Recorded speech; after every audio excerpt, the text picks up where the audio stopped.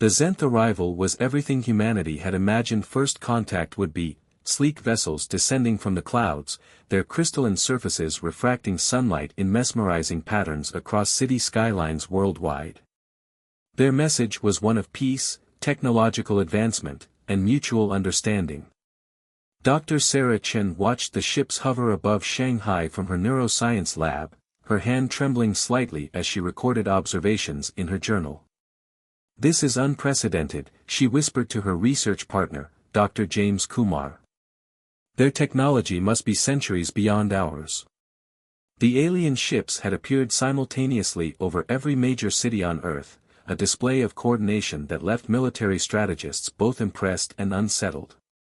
The Zenth representatives emerged from their vessels looking almost disappointingly humanoid, tall, elegant beings with silvery skin and eyes that seemed to shift color like oil on water.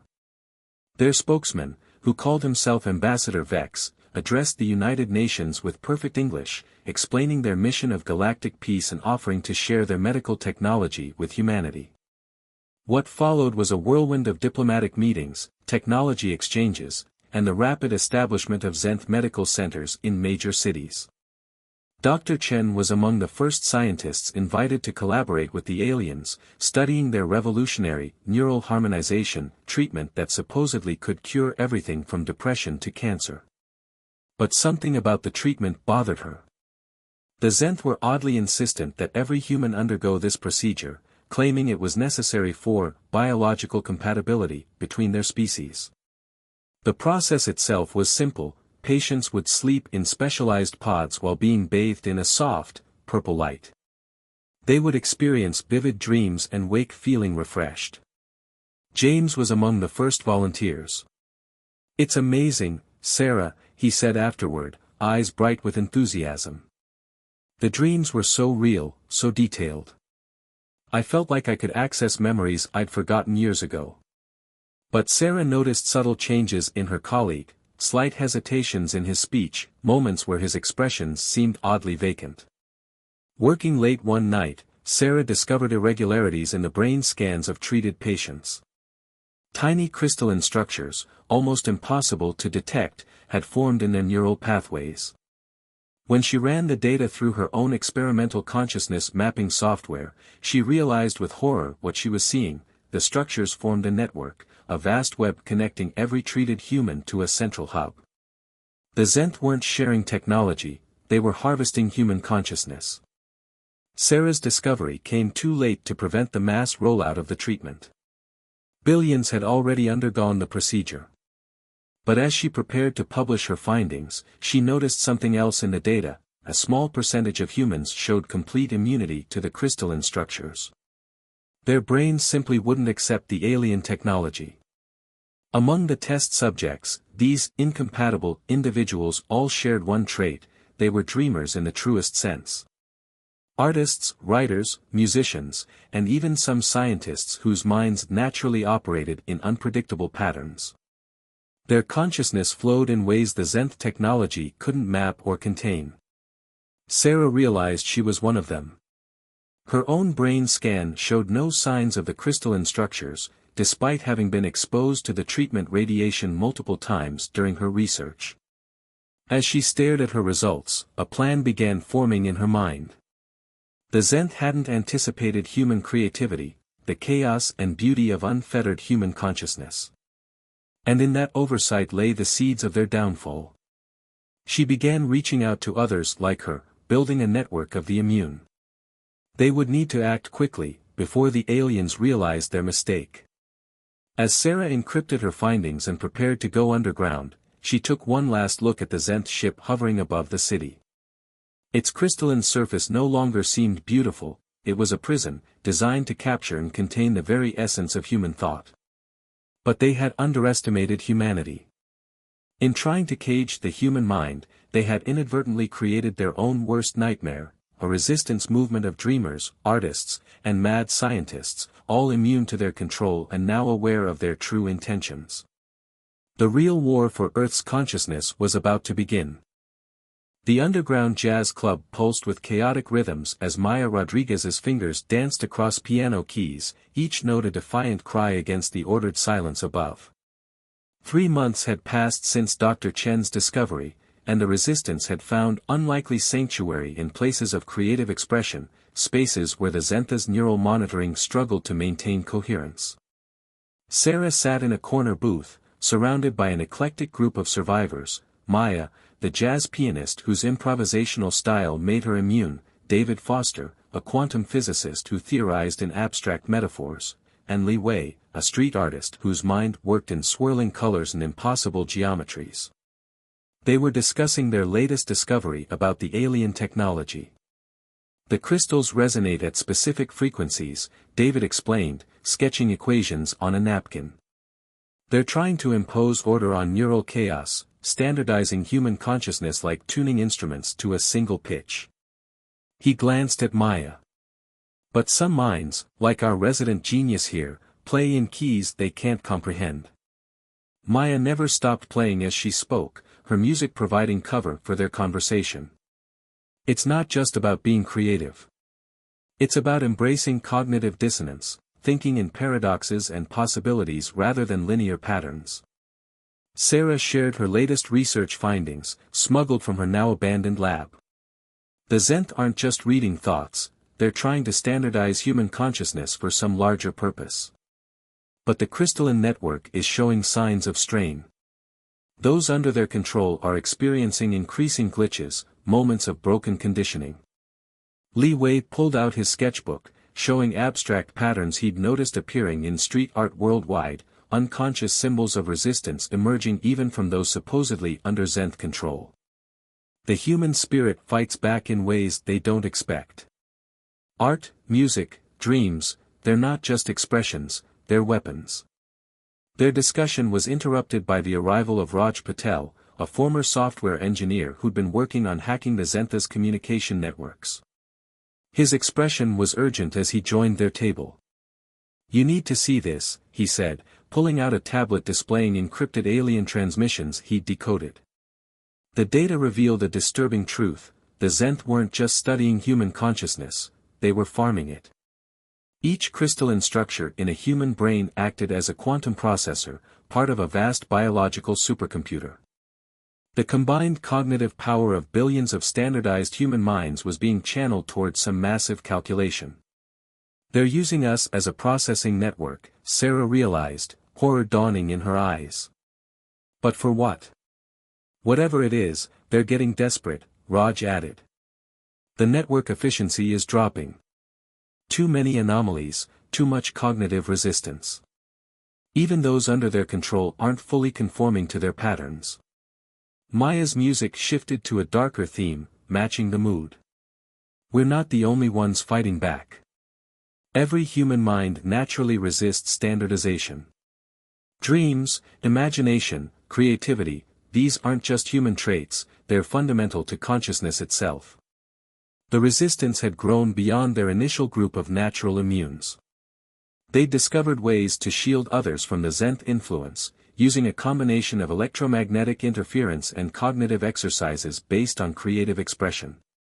Safe houses had sprung up in art galleries, music venues, and poetry clubs, places where the chaos of human creativity provided natural interference for the alien technology.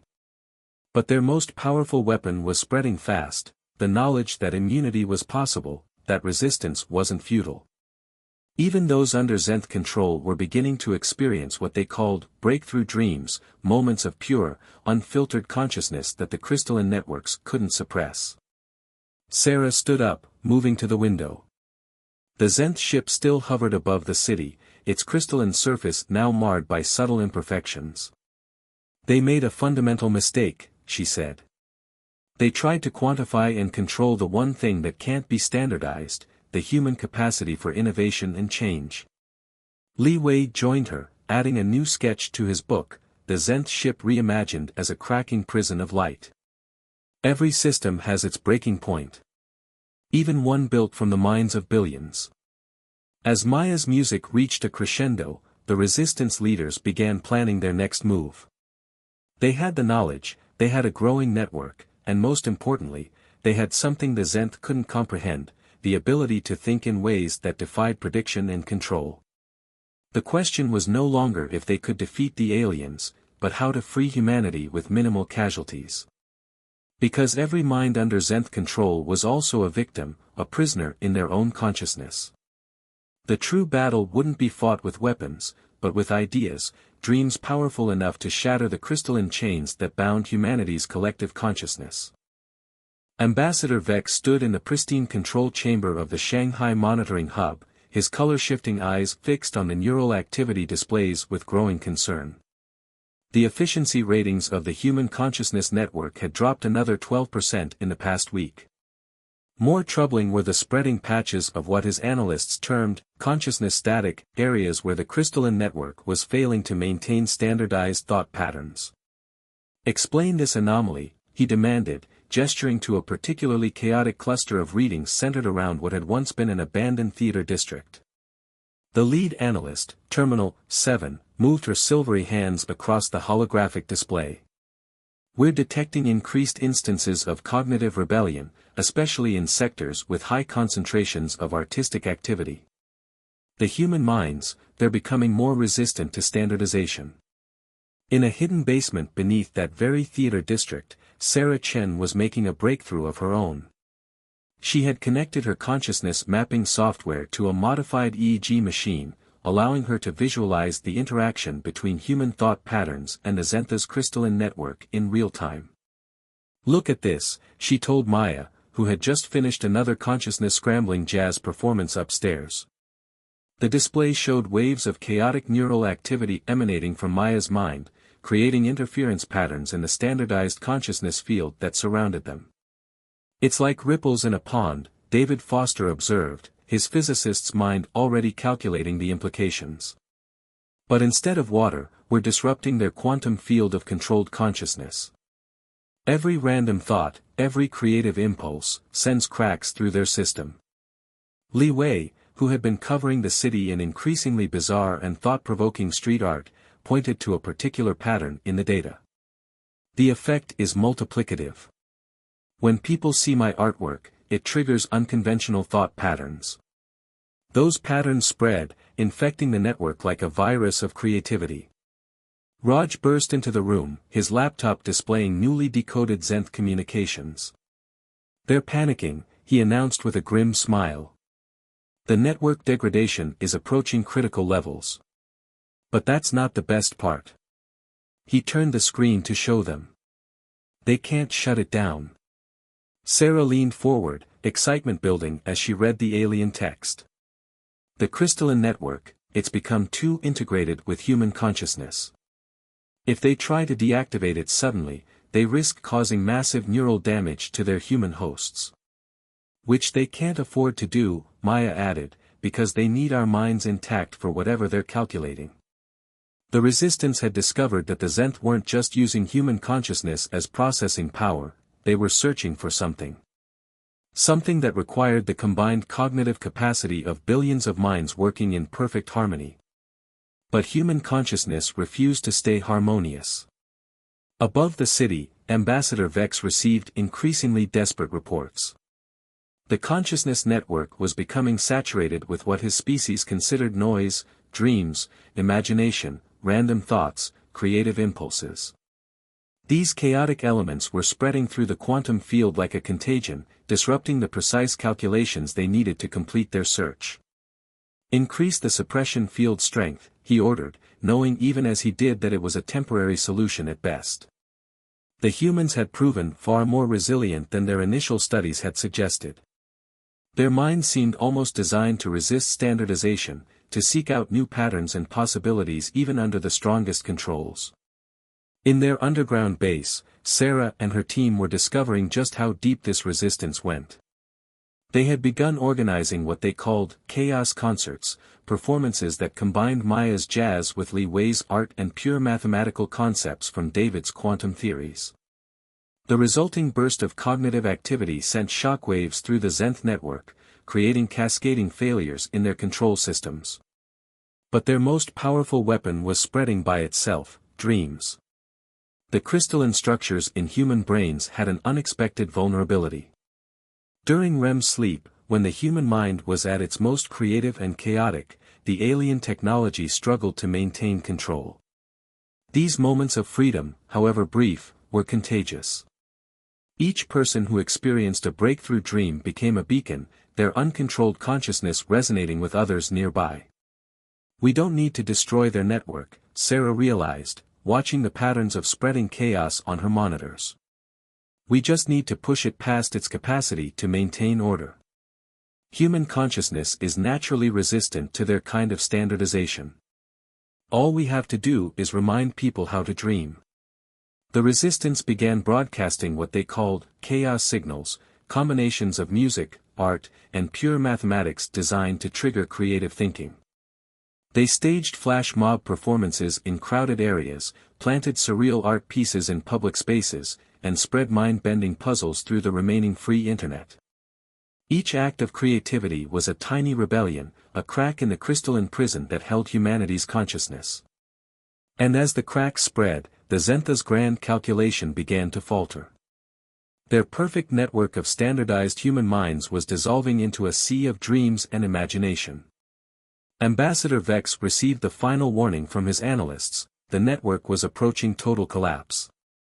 The careful order they had imposed on human consciousness was unraveling, and with it, their chance at completing their mysterious search.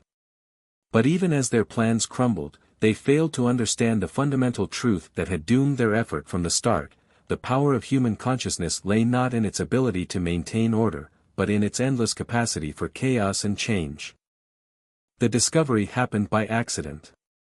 During one of Maya's underground performances, a child in the audience fell asleep and began to dream. Sarah's monitoring equipment recorded something extraordinary. The child's dream state created a cascade of consciousness disruption that was 10 times more powerful than their planned chaos signals. It's the natural dream state, David explained, poring over the data. When we dream, our minds operate on multiple levels simultaneously, mixing memories, emotions, and pure imagination in ways that defy logical patterns. It's the perfect antithesis to their standardization. The Resistance headquarters had moved to an abandoned dream research facility, ironically one that the Zenth had shut down during their initial takeover.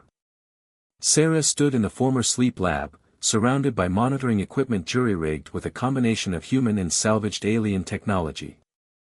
"We need to trigger a mass dreaming event," she announced to the gathered Resistance leaders. "Not just random dreams, but a coordinated surge of consciousness chaos that will overwhelm their entire network at once." Raj had been analyzing the Zentha's communication patterns. They're most vulnerable during the planetary alignment that powers their main consciousness collection array. That happens in 3 days. Li Wei, who had been unusually quiet, spoke up. "I've been working on something." He unveiled a massive mural that covered an entire wall. The swirling patterns seemed to move when you looked at them, triggering cascading thoughts and memories. It's based on ancient mandala designs, but incorporates mathematical patterns that resonate with both human brain waves and their crystalline technology. Maya studied the mural, her musician's mind recognizing something in its structure. It's like a visual frequency that disrupts their control while amplifying our natural thought patterns. We could combine this with specific sound frequencies. The plan took shape quickly. They would broadcast a combination of visual and auditory signals designed to trigger mass lucid dreaming.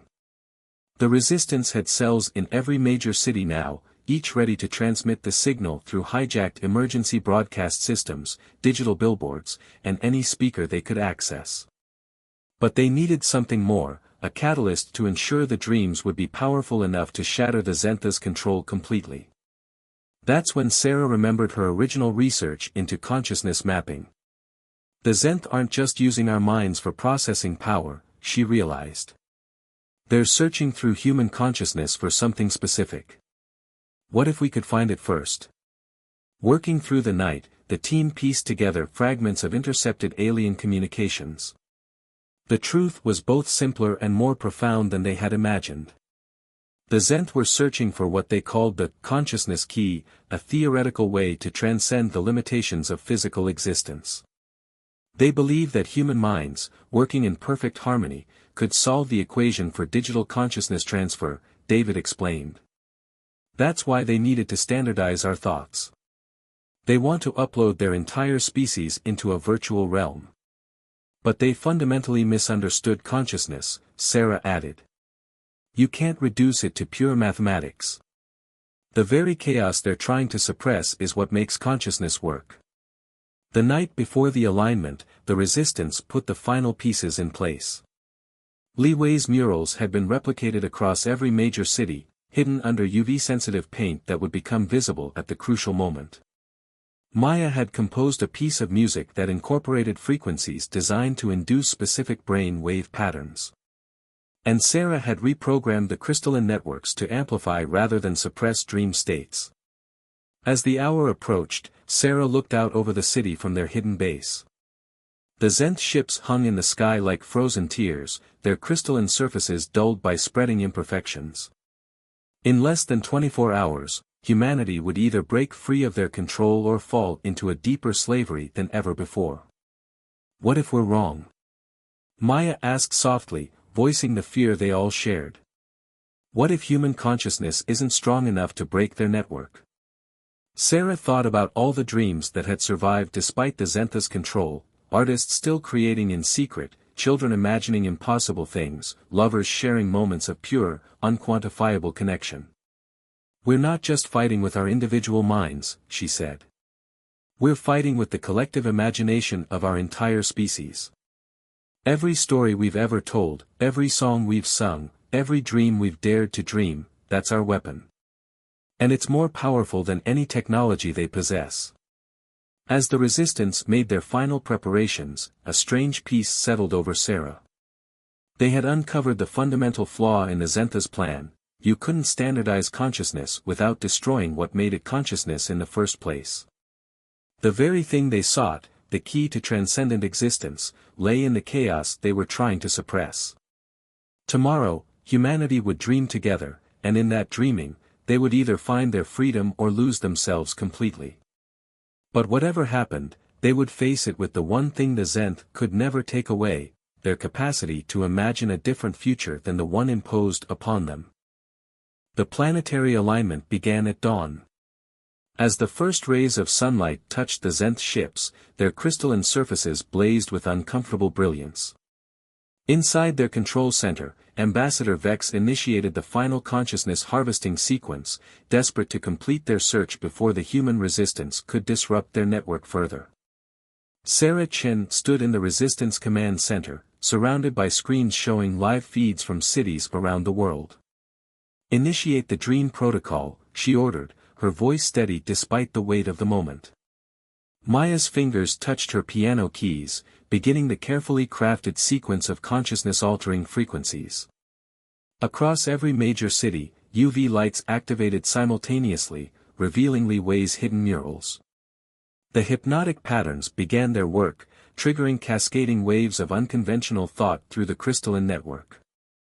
In parks, on rooftops, and in hidden basement shelters, resistance members broadcast the combined audiovisual signal that would serve as humanity's alarm clock. The effect was instantaneous and overwhelming. Millions of human minds, their natural dream states amplified by the reprogrammed crystalline structures, burst into consciousness chaos. The Zenth network, designed to impose order, instead became a conductor for humanity's collective imagination. In the alien control center, warnings blared as the consciousness collection array began to overload.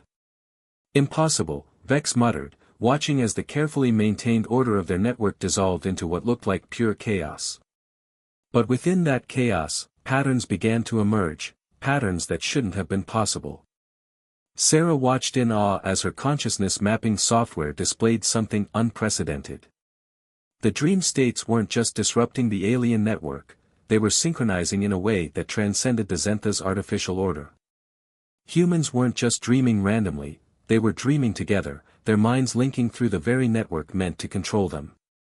They wanted harmony, David said, watching the patterns unfold. But they didn't understand that true harmony includes discord.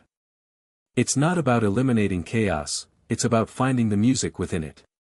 Through the crystalline network, humanity shared not just thoughts but pure consciousness, hopes, fears, memories, and dreams flowed freely between minds. The Zentha's search for the consciousness key had inadvertently created exactly what they were looking for, just not in the way they expected. In that moment of collective dreaming, humans glimpsed what the Zenth had sought, the fundamental nature of consciousness itself. It wasn't an equation to be solved or a pattern to be standardized. It was an endless dance of order and chaos, reality and imagination, individual and collective. The alien ships began to show signs of strain, their crystalline surfaces cracking as the network overloaded with the complexity of human consciousness. But instead of shutting down, the network transformed. The rigid crystalline structures in human brains didn't shatter, they evolved, becoming conduits for a new kind of consciousness sharing that preserved individuality while allowing connection. Ambassador Vex watched in disbelief as his species' grand plan collapsed. The consciousness key they had sought wasn't a way to upload minds into digital perfection, it was the realization that consciousness itself was already transcendent, already capable of connection and evolution beyond physical limitations. As the Zenth ships retreated from Earth's atmosphere, their crystalline surfaces now dull and lifeless, humanity awakened to a new reality. The alien technology remained, but transformed by human consciousness into something entirely new, a network that enhanced rather than suppressed individual thought, allowing people to share dreams and ideas while maintaining their unique perspectives. Sarah stood with her team on the roof of their headquarters, watching the ships disappear into the dawn sky. They wanted to standardize consciousness to achieve transcendence, she said. But they never understood that transcendence comes from embracing chaos, not controlling it. Maya sat at her piano, playing a piece that somehow captured both the order and chaos of their victory. Li Wei added the final touches to a mural that seemed to move with the music, while David scribbled equations that attempted to describe what they discovered about consciousness itself. The crystalline structures remained in human brains, but they were no longer tools of control. Instead, they had become bridges between minds, allowing humanity to share thoughts and dreams while celebrating rather than suppressing their differences. The Zenth had tried to cage human consciousness but had instead given humanity the tools to expand it beyond anything they had imagined. What do we do now? Raj asked, looking at the changed world around them. Sarah smiled, watching as new patterns of shared consciousness danced across her monitors. We dream, she said. But this time, we dream together. The sun rose fully over the horizon, its light catching the remaining crystals in the air, creating rainbow patterns that seemed to dance with possibility. Humanity had not just survived an alien invasion, they had evolved beyond it, turning an attempt at control into an opportunity for growth.